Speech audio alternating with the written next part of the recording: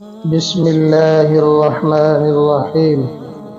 حدیث نبوی صلی اللہ علیہ وسلم۔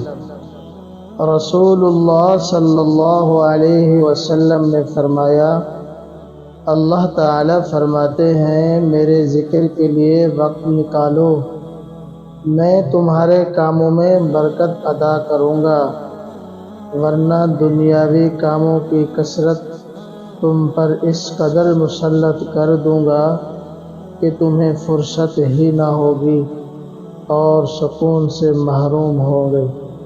رسول اللہ صلی اللہ علیہ وسلم نے فرمایا، تم اتنا ہی عمل کرو جتنی طاقت رکھتے ہو، کیونکہ اللہ تعالیٰ ثواب دینے سے نہیں تھکتا، لیکن تم تھک جاؤ گے، اور اللہ تعالیٰ کے نزدیک سب سے زیادہ محبوب عمل وہ ہے جو ہمیشہ کیا جائے، اگرچہ تھوڑا ہو۔